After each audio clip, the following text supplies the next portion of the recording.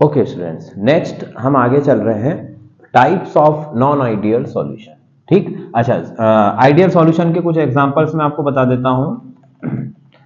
Ideal solution के एक दो एग्जांपल्स हम देख लेते हैं, जैसे कि बेंजीन प्लस टोलुइन।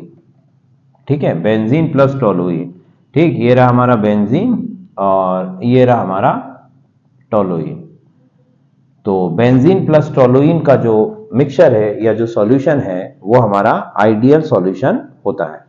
ठीक है, इसके अलावा देखें तो हेक्सेन प्लस हेप्टेन। ठीक है, hexane plus heptane, n hexane plus n heptane, ये जो सॉल्यूशन है ये भी जो है हमारा आइडियल सॉल्यूशन होता है। ठीक है, अच्छा, अब नॉन आइडियल की अगर बात करें तो नॉन आइडियल जो सॉल्यूशन है हमारे पास ये दो टाइप का होता है। ठीक है स्टूडेंट्स,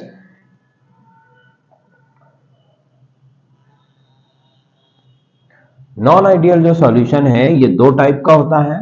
ठीक है, non ideal solution, non ideal solution two types का होता है। फर्स्ट होगा, भाई देखिए, आइडियल सॉल्यूशन का मतलब क्या था, जो राउल्ट लॉ को पूरी तरह से फॉलो करे। ये रहा राउल्ट लॉ, इसको पूरी तरह से फॉलो करेगा तो वो आइडियल सॉल्यूशन होगा। अब नॉन आइडियल क्या है, जो इससे फॉलो नहीं करेगा। फॉलो नहीं करने का मतलब कि या तो उसका ग्राफ इसके ऊपर से जाएगा, ठीक, या उसका ग्राफ इसके नीचे से जाएगा, उस लाइन पर से तो जाने वाला नहीं है। ठीक है भाई, जो नॉन आइडियल सॉल्यूशन की लाइन बनेगी वो अबव द राउट लॉ होगी या बिलो द राउट लॉ होगी, या तो राउट लॉ के ऊपर से जाएगी या राउट लॉ के नीचे से जाएगी। ठीक है, तो इसी बेसिस पर हम इनको दो टाइप्स में डिवाइड कर देते हैं। वो पहला होता है पॉजिटिवली डेविएटेड सॉल्यूशन, ठीक, positively deviated non ideal solution,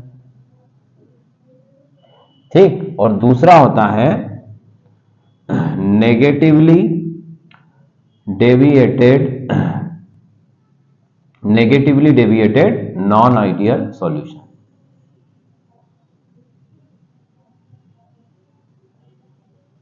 ठीक है, positively deviated solution and negatively deviated solution. अब इनका मतलब समझते हैं। देखिए, पॉजिटिवली डेविएटेड सॉल्यूशन का क्या मतलब है कि ऐसे नॉन आइडियल सॉल्यूशन जो राउल्ट लॉ को पॉजिटिवली डेविएट करते हैं, राउल्ट लॉ को पॉजिटिवली डेविएट करेंगे, दैट मींस कि उनका जो ग्राफ बनेगा वो राउल्ट लॉ के ग्राफ की लाइन से अबव जाएगा, ऊपर की तरफ से जाएंगे। ठीक है, चाहे वो टोटल प्रेशर की लाइन हो, चाहे वो सॉल्वेंट की लाइन हो, चाहे वो सॉल्यूट की लाइन हो, सारी लाइनें सारे ग्राफिकल रिप्रेजेंटेशन में अबव द राउल्ट लॉ काम होगा। ठीक है, जो भी लाइनें बनेंगी वो सब राउल्ट लॉ के ऊपर से जाने वाली हैं पॉजिटिवली डेविएटेड सॉल्यूशन के केस में।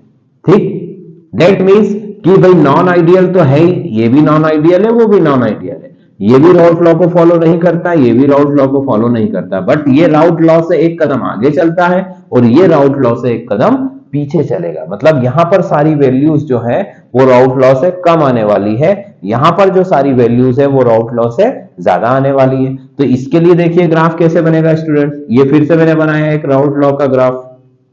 ठीक, अब नेगेटिवली डेविएटेड सॉल्यूशन में जो लाइनें हम ड्रॉ करेंगे वो इस तरीके से ड्रॉ होंगी, है ना, टोटल प्रेशर की लाइन हो, चाहे वो सॉल्वेंट की लाइन हो, चाहे वो सॉल्यूट की लाइन हो, ये सारी लाइनें जो हैं वो इस तरीके से राउल्ट लॉ के नीचे से जाने वाली है, बिलो द राउल्ट लॉ जो है यहां पर ग्राफ हमारा बनेगा। फाइन स्टूडेंट्स, ठीक है, तो फर्स्ट केस में नॉन आइडियल सॉल्यूशन के फर्स्ट केस में positively deviated solution, that means कि जो है यहां पर लाइन जो है अबव द ग्राफ जा रही है, यहां पर लाइंस जो है वो बिलो द ग्राफ जा रही है।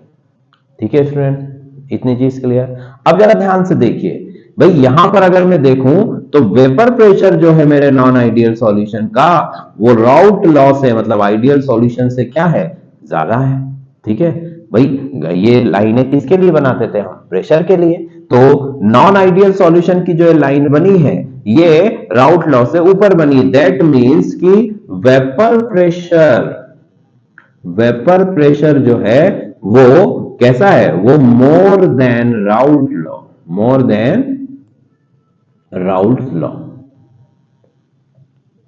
या मोर देन राउल्ट लॉ की जगह में आइडियल सॉल्यूशन लिखो तो ज्यादा बेटर होगा, आइडियल सॉल्यूशन। ठीक है भाई, आइडियल सॉल्यूशन का जो वेपर प्रेशर था उससे ज्यादा वेपर प्रेशर आ रहा है किसका, पॉजिटिवली डेविएटेड सॉल्यूशन का। ठीक, इधर देखो, इधर क्या होगा, इधर हो जाएगा वेपर प्रेशर जो है वो लेस देन हो जाएगा किससे, आइडियल सॉल्यूशन से। ठीक है, यहां पर जो वेपर प्रेशर होगा सॉल्यूशन का वो लेस देन होगा आइडियल सॉल्यूशन से, यहां पर जो वेपर प्रेशर होगा वो मोर देन होगा आइडियल सॉल्यूशन के।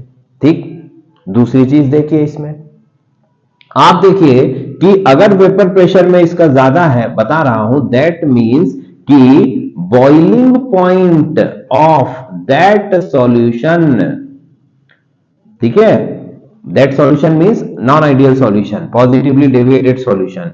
ठीक है, बॉइलिंग पॉइंट इसका क्या होने वाला है, बॉइलिंग पॉइंट इसका कम होने वाला है आइडियल सॉल्यूशन से। ठीक है, ये क्या चीज है भाई, आइडियल सॉल्यूशन का बॉइलिंग पॉइंट यहां पर हाई है और उसके कंपैरिजन में जो non ideal positively deviated solution है उसका बॉइलिंग पॉइंट कम है। भाई क्यों, क्योंकि बॉइलिंग पॉइंट इनवर्सली प्रोपोर्शनल होता है वेपर प्रेशर के। अगर किसी सॉल्यूशन का बॉइलिंग पॉइंट हाई है दैट मींस कि उसका जो वेपर प्रेशर है वो क्या होगा, कम होगा, और अगर किसी सॉल्यूशन का बॉइलिंग पॉइंट कम है दैट मींस कि उसका वेपर प्रेशर क्या होगा, ज्यादा होगा। तो यहां पर वेपर प्रेशर ज्यादा है मतलब बॉइलिंग पॉइंट कम है, यहां वेपर प्रेशर कम है मतलब बॉइलिंग पॉइंट ज्यादा है।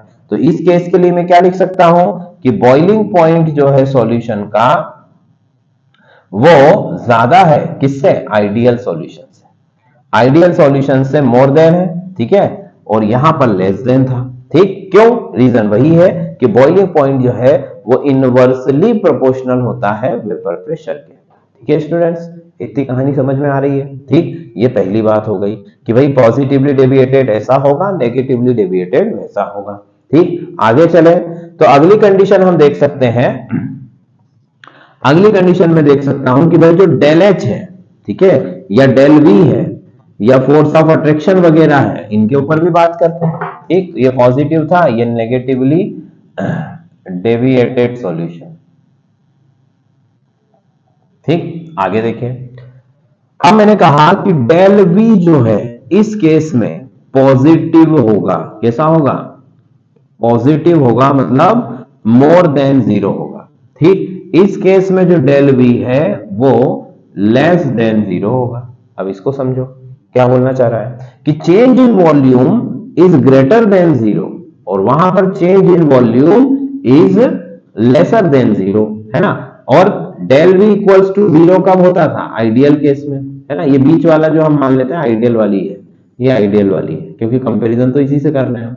तो आइडियल के केस में del V equals to zero था, यहां पर डेल वी जो है वो जीरो से ज्यादा हो गया, वहां डेल वी जो है वो जीरो से कम हो गया। अब इसको रिलेट करके देखते हैं, भाई वॉल्यूम में चेंज बढ़ रहा है, वॉल्यूम बढ़ रहा है, दैट मींस क्या हो रहा है कि पॉजिटिव यहां पर जो है वॉल्यूम बढ़ रहा है, पॉजिटिवली जो है उसमें एक्सटेंड हो रहा है। दैट मींस कि मान लीजिए पहले मैंने 10 ml और यहां पर 20 ml सॉल्यूट और सॉल्वेंट लिया था, और जब मैंने सॉल्यूशन बनाया तो सॉल्यूशन बन गया मान लीजिए सपोज 32 ml, मतलब वॉल्यूम बढ़ गया। वॉल्यूम बढ़ने का क्या मतलब हुआ कि यहां पर जो सॉल्यूट था मेरा वो सॉल्वेंट को बिल्कुल भी पसंद नहीं करता है, ये दोनों क्या कर रहे हैं एक दूसरे को, ये हेट कर रहे हैं। दैट मींस कि फोर्स ऑफ अट्रैक्शन यहां पर कैसा होना चाहिए, वीक होना चाहिए। भाई इन दोनों के बीच में फोर्स ऑफ अट्रैक्शन कम होगा, ठीक है, तभी तो वो एक दूसरे से दूर जाएंगे, और एक दूसरे से जब वो दूर जाएंगे तभी वॉल्यूम बढ़ेगा।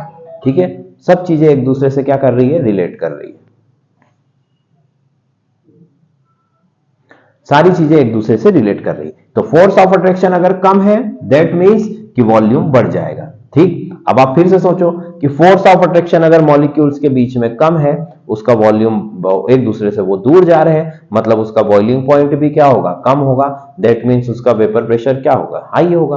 क्योंकि जब इनमें फोर्स ऑफ अट्रैक्शन है ही नहीं तो थोड़ा सा भी हीट अप इन्हें करने पर ये तुरंत जो है वेपर फेज में चले जाएंगे। ठीक, तो ये जो हमने यहां पर लिख रखा था कि भाई जो आपका ग्राफ बना रखा था यहां पर, उसमें हमने दिखाया था कि वेपर प्रेशर की लाइन ऊपर से जाती थी, मतलब बॉइलिंग पॉइंट इसका कम है, वेपर प्रेशर हाई है, तो वही चीज इसको सपोर्ट कर रही है। ठीक है, सारी चीजें एक दूसरे से लिंक हो रही।